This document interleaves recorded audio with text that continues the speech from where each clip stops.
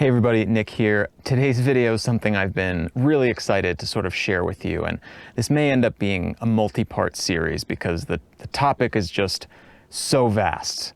What I want to talk about today is why movies are so magic, and I really mean that in the grandest and broadest possible sense of the word. So what I want to show you today is a little bit of early footage from my feature film. It's called The Game of Life. We've shot the first 10 pages of the film. I had a fantastic cast and crew, and I want to show you sort of the magic of putting these puzzle pieces together and sort of where we stand now and how I think about all this stuff. So to get started, let me show you just a little bit of some of the opening of this film. Okay, so this is my timeline for these opening couple of scenes. Everything is pretty straightforward. I've ended up putting all the clips on a single timeline together. This first audio track you can ignore. It's camera audio that I just left there and muted.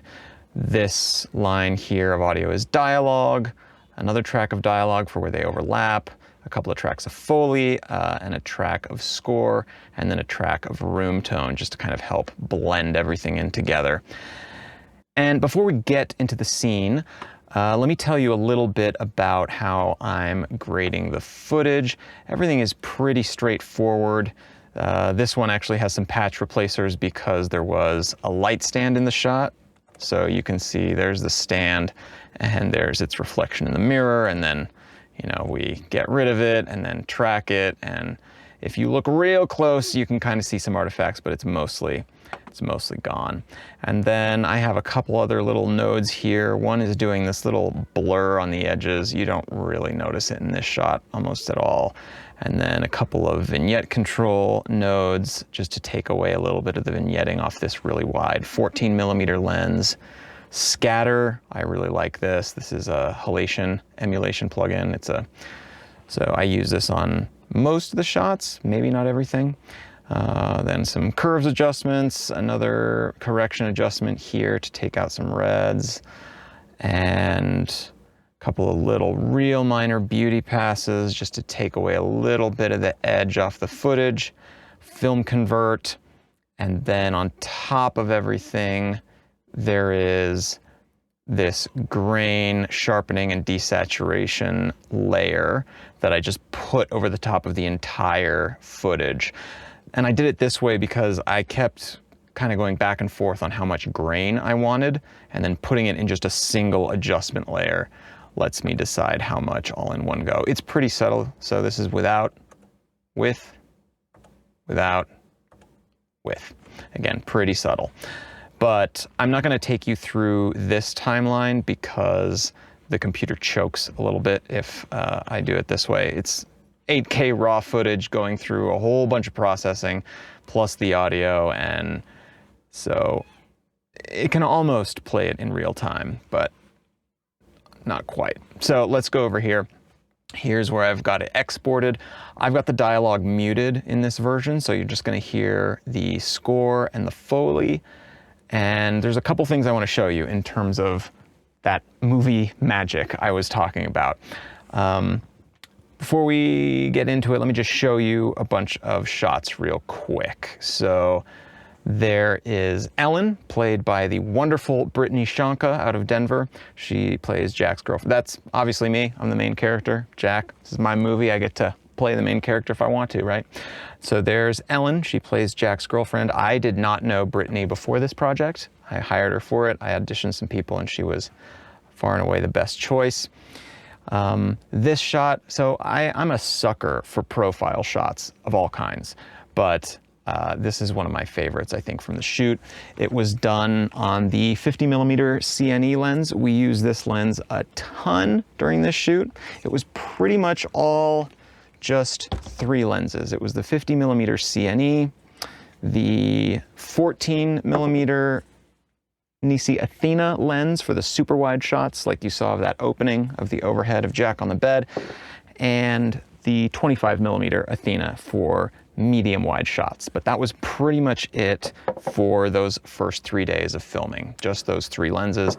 And then another lens when I did some pickups by myself, and I'll tell you about that in a minute. But okay, so there's this shot, and they have a little bit of a fight, and Jack leaves, goes to his office.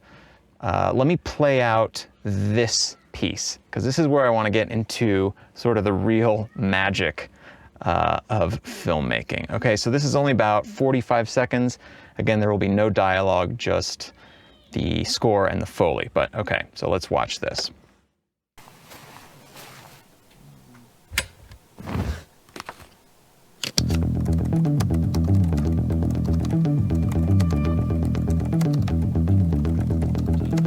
Yeah, of course I'm depressed. Who isn't? Grow up, Ellen. Maybe if she didn't nag me all the time, you know, had a little confidence in me. Anyway, enough about her. This is what I wanted to show you. I wasn't really sure it was ready, but now with that letter and Ellen breathing down my neck, it might be now or never.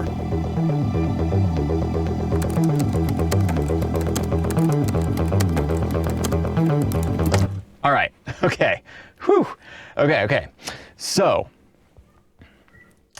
there's a bunch in there to sort of unpack that I'm really excited about. And you may think, you know, this is a pretty straightforward, relatively mundane scene, but there's so much in here that just makes me so excited, it's kind of silly.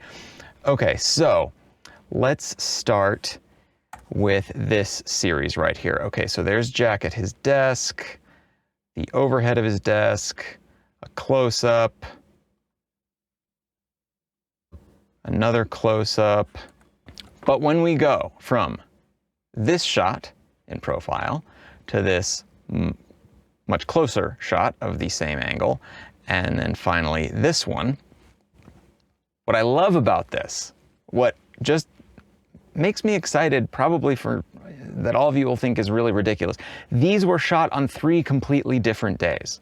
And as you scrutinize them individually, you can see that the lighting is slightly inconsistent, that maybe the color grading doesn't match 100%, but as you watched it the first time, I doubt you saw any of that. You just saw a story unfolding.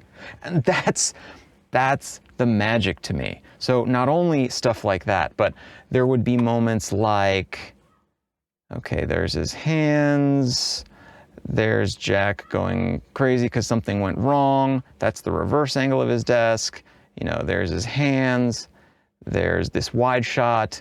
Okay, all of that probably plays okay even as we're scrutinizing it here. And yet, this is my favorite thing here, okay? When we go over to this shot, right?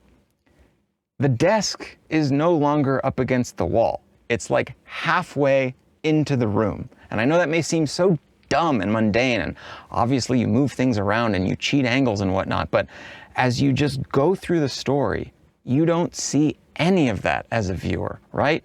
So you see Jack typing away furiously like this, and then he sees these numbers going down, things go bad, he plugs it back in. You don't at all for a second think that the camera had to be somewhere that it couldn't be, which was inside the wall. You generally just watch the story. So again, to me, that is just this magic of what we get to do. This shot right here, sorry for my funny facial expression, that's again the 24. So we had the desk about 1.5 feet off the wall, and Arlo, our cameraman, was holding the jib so that he could have everything just right here in front of him. He was barely behind the desk with just enough room to get himself and the camera in place. And it flows, right? I just love it. But yeah, like I was saying, so shots like this one, and I think this one, these were pickups I did after our 3 days of filming were over. I started cutting things together, you know, and felt, oh, you know, I'm missing this, or the way that this line of dialogue went just didn't flow properly. And so not having a crew, not having always a great way to pull focus, I ended up using the 50mm RF 1.2L and just use the autofocus on the R5C. So these pickup shots aren't even the same camera as the rest of the shoot. But again, it's not too hard to get the colors to match. And I doubt that when you watch this through the first time, you ever had this shocking experience of, oh, clearly different cameras, clearly that desk moved off the wall a little bit for shot A or shot B. And I'm gonna take it even just a little bit further, even after I've told you all this stuff about how we've cheated things and whatnot. So here's Jack's desk looking this way, and here's looking the other direction. So another little behind the scenes piece of little cheating magic here. We've got these window blinds, the light from window blinds streaming onto the wall here, and yet the windows are completely covered in drapes. And your mind could logistically think, you know, oh, well, maybe there's something just off of camera that's open and spilling this way. You could say, all right, well, maybe it works.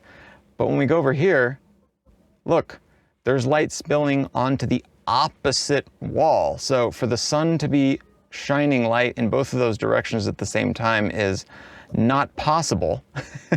But because it's a movie, we just forgive it. And that's in every movie you've ever seen. Implausible angles of light, cheated directions, furniture moved, all of that stuff. And you don't care at all, because what you care about is the story.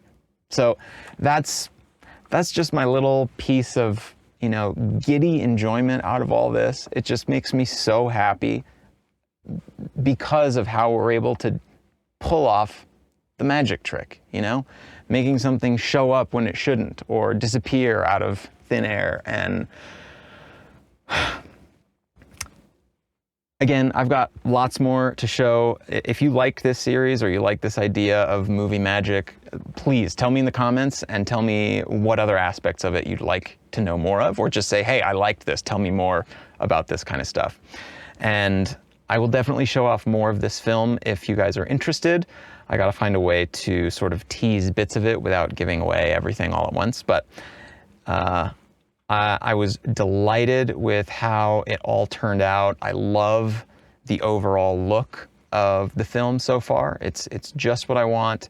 It's a little bit moody, but a little bit sad. This guy is sort of in a sad, dysthymic place.